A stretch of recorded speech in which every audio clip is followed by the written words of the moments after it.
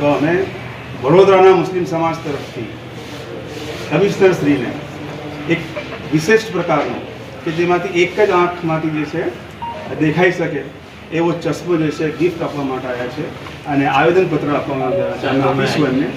તો આ જે છે એમના સાહેબ હમણાં આવશે ને સાહેબ જે તો આપીશું જ, પણ આપ જ્યાં સુધી છે આ છે. ચાલો ઠીક છે,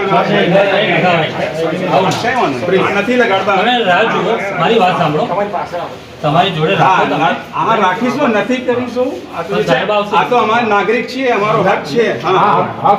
એમના ગેટ ઉપર અમે જે છે આ મૂકીએ છીએ કે આખી જે પ્રક્રિયા કરી રહ્યા છે એક બહાનું બનાવીને મુસ્લિમ સમાજના જે લારી ગલ્લાના જે બિઝનેસમેન છે, નાના મોટા જે વેપારીઓ છે, એમની રોજીરોટી છીનવી રહ્યા છે.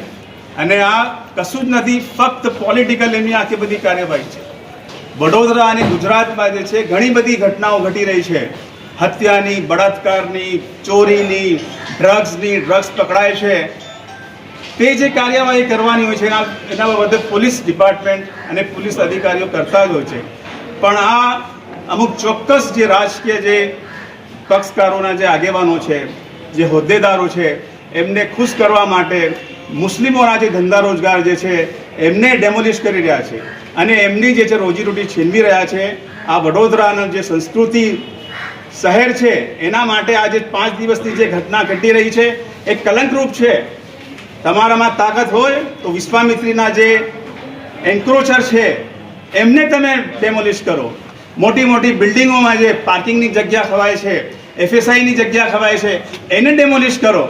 પણ ના, બીજા જે ભ્રષ્ટાચાર ચાલે છે વડોદરા નગરપાલિકામાં, મ્યુનિસિપલ કોર્પોરેશનમાં અને આખી સિસ્ટમ જે આપણા ગુજરાતની છે, વડોદરાની છે, એ ભ્રષ્ટાચાર જે છે એ છુપાઈ જાય. નાગરિકોની જે વેદના છે, એમની જે તકલીફો જે છે એ જે છે ઢંકાઈ જાય, છુપાઈ જાય. એના માટે આ ફક્ત એક કોમવાદી માનસિકતા સાથેની એજન્ડા સાથેની આ કાર્યવાહી થઈ રહી છે.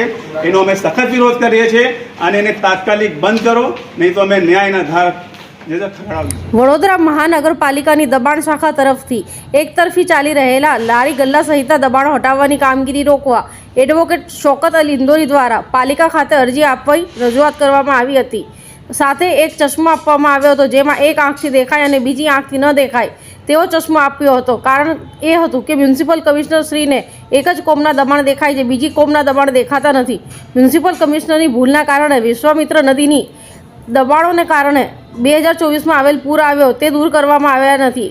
એડવોકેટ શૌકત અલી ઇન્દોરી તરફથી પાલિકામાં જમા કરાવેલ અરજી પ્રમાણે વડોદરા શહેરમાં નાગરવાડા વિસ્તારમાં જુગાર રમવા બાબતે થયેલ ઝઘડાના કારણે તપન પરમારની હત્યા કરવામાં આવી હતી.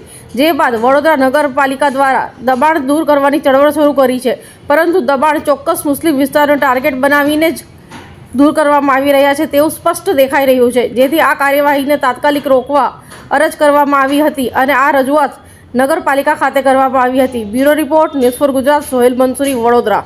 આજે અહીંયા અમે વડોદરા મ્યુનિસિપલ કમિશનરશ્રીને રજૂઆત કરવા માટે આવ્યા છે અને એમને એક સિમ્બોલિક જે છે એક આંખે જોઈ શકાય તે ચશ્મો જે છે એ ગિફ્ટ માટે આપવા માટે આવ્યા છીએ. આપણે જોઈએ છીએ કે વડોદરા શહેરમાં છેલ્લા 4-5 દિવસથી જે છે એક હત્યાની એક દુઃખદ ઘટના બની છે, જેને વડોદરા શહેરના તમામ નાગરિકોએ વખોડી છે. અને એ ઘટના જે ગુનાહિત ઘટના થઈ છે હત્યાની, એના માટે પોલીસ તરત એક્શનમાં આવી છે. એમના આરોપીની ધરપકડ કરી છે, રિમાન્ડ માંગ્યા છે અને હાલ અત્યારે જ્યુડિશિયલ કસ્ટડીમાં છે. તો that process is going on.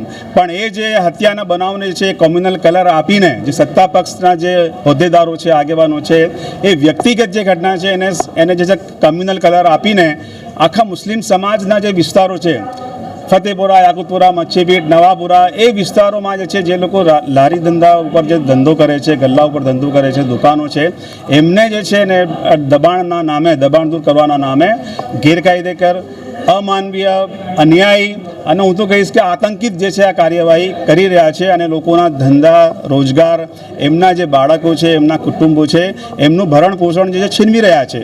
અને આ ફક્ત શા માટે કે ચોક્કસ તત્વને જે છે એ રાજી ખુશી થાય. અને બીજું કે આપણે જોઈએ છે કે વિશ્વામિત્રી જે પૂર છે નદી, વર્ષ આ 2024માં જે છે બે વખત જે છે પૂર આવ્યા છે. આપણા શહેરના નાગરિકોને કરોડો રૂપિયાનું નુકસાન થયું છે અને એટલે એકદમ ગુસ્સો આજે સત્તાપક્ષ વિરુદ્ધ હતો.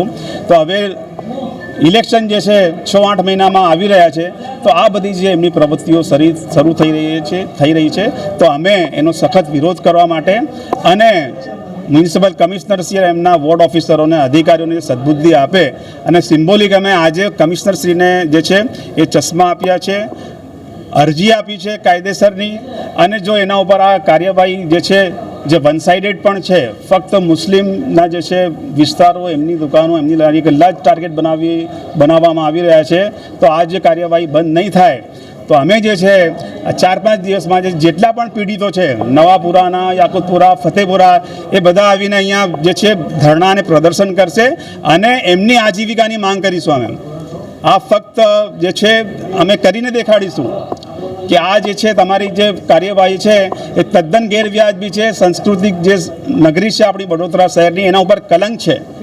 તો અમે રિક્વેસ્ટ કરવા માટે આવ્યા છે. આગળ જે છે હવે તમારે જે કાર્યવાહી કરવી હોય તે કરજો. અમે કાયદાના બંધારણમાં રહીને જે છે અમારી જે છે પ્રવૃત્તિઓ અને ધરણા કે આંદોલન અમે કરીશું.